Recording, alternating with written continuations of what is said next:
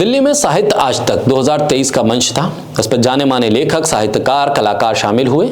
साहित्य के इस मंच पर गांधी, नेहरू और सावरकर इस नाम से एक सेशन था। इसमें व्हाट्सएप से ज्ञान अर्जित करने वाली आज तक की एंकर चित्रा त्रिपाठी भी थी, जो एंकर कर रही थी, और उन्होंने अपने ज्ञान की पोल खुद खोल दी। झूठे भ्रामक पोस्ट को रिसर्च बताने वाली चित्रा त्रिपाठी को मुंह की खानी पड़ी आज तक के मंच पर, जब उन्हें पता चला कि जिस ज्ञान को लेकर वो रिसर्च बता रही थी वो सिरे से एक फर्जी खबर थी। बोलता हिंदुस्तान पर मैं हूं आपके साथ मिर्जा शाकिर अली बेग। मंच पे ही चित्रा त्रिपाठी को लताड़ लग गई। पता चल गया कि चित्रा का ज्ञान सिर्फ व्हाट्सएप तक सीमित है, वहीं से शुरू होता है, वहीं खत्म होता है।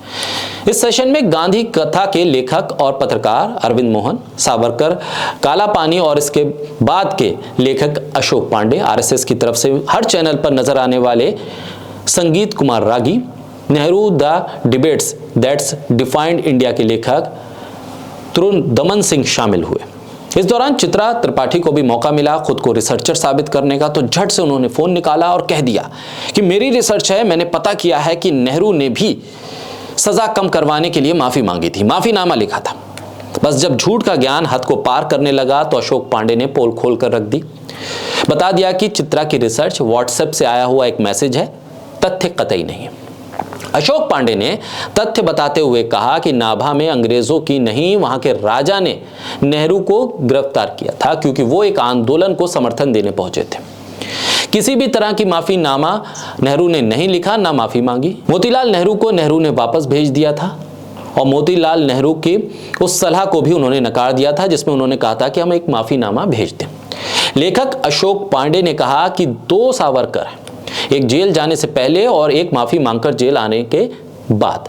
जेल जाने से पहले के सावरकर हम सबके लिए सम्मानित हैं, जेल से आने वाले नहीं। हिंदू मुस्लिम एकता को लेकर गांधी हमेशा से कदम उठाते रहे। उन्होंने ये भी कहा कि नेहरू ने कभी कोई माफीनामा नहीं लिखा। अशोक पांडे ने कहा कि पार्टी फैसला लेती है कि कौन अध्यक्ष होगा, कौन प्रधानमंत्री होगा, ऐसे में पार्टी से सवाल होना चाहिए। अशोक पांडे ने जिस तरह से इतिहास के तथ्यों को सामने रखते हुए ये साबित कर दिया कि गोदी मीडिया के एंकर सिर्फ और सिर्फ व्हाट्सएप या आधे अधूरे ज्ञान के जरिए खुद को ज्ञाता या सर्वज्ञानी बताने की कोशिश करते हैं और विपक्ष को कटघरे में खड़ा करने की कोशिश करते हैं। नेहरू गांधी का नाम आते ही किसी भी तरह के मैसेज को सच मानकर उसे परोस देते हैं। नीम हकीम खतरे जान, ये कहावत बड़ी मशहूर है।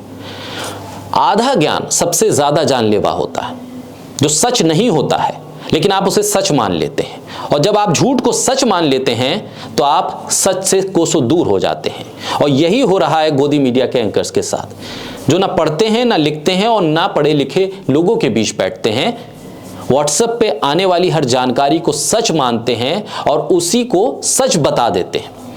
और जो लोग गोदी मीडिया के एंकर को फॉलो करते हैं उनको ये समझते हैं कि इनको सबसे ज्यादा ज्ञान है, उन तक वो झूठा ज्ञान पहुंच जाता है और वो तथ्य से दूर होते चले जाते हैं।